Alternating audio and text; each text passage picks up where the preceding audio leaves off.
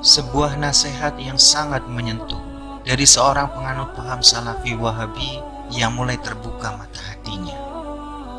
Cahaya hidayah telah mulai merasuki relung kolbunya. Maka yang terjadi adalah pintu kesadaran akan terbuka.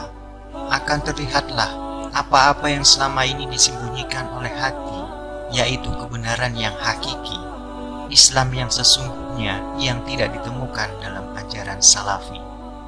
Kisah ini adalah kembalinya seorang hamba dari jalan kesesatan ajaran Salafi Wahabi. Dan ia menghimbau saudaranya sesama jamaah Salafi segera sadar dan mendengarkan kata hatinya yang paling dalam untuk kembali ke jalan yang benar. Dan segera sadar bahwa selama ini mereka telah berkubang dalam lumpur kesalahan. Inilah pengakuannya. Sahabatku dan saudaraku Salafi yang saya cintai karena Allah, mari kita bicara jujur dan akui baik dengan lisan maupun hanya dengan hati. Mari bicara jujur. Saya hanya ingin sentuh hati sahabat Salafi dari hal yang paling kecil dahulu. Masalah sombong yang tersembunyi.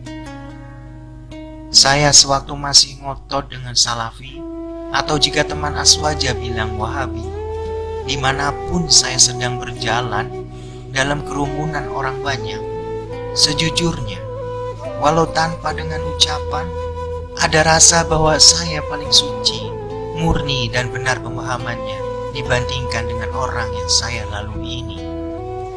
Dalam hati saya, mereka adalah orang yang doyan bid'ah, mereka adalah orang yang bodoh, dan mereka adalah orang yang kotor.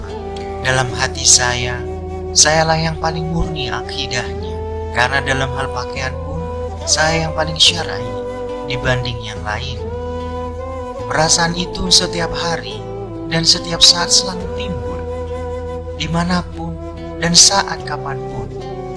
Perasaan suudzon terhadap sesama seperti begitu lekat dengan saya. Saya berpikir, apakah perasaan seperti ini adalah hidayah?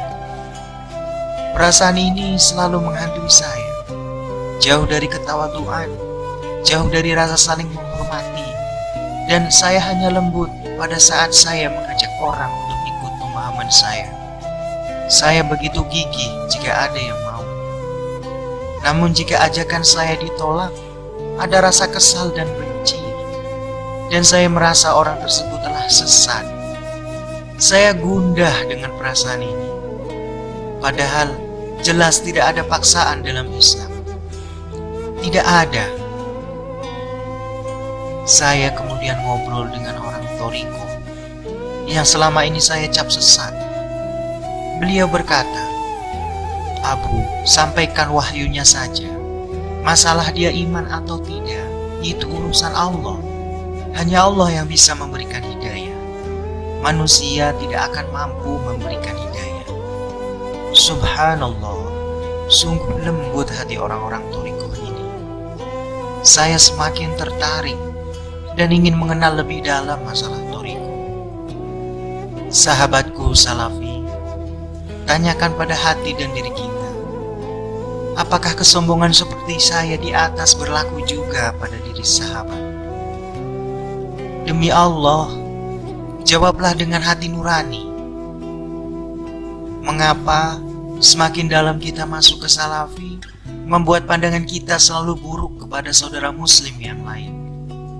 Demi Allah, itu adalah penyakit hati, sombong, takabur, riya, ujub, dan dengki.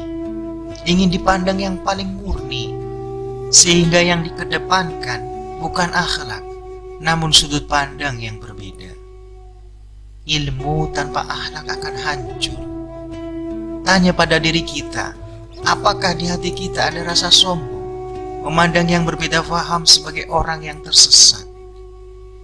Apakah ini akhlak Rasul? Mari sahabat, mari kita berpikir dengan hati yang jernih dan lapang.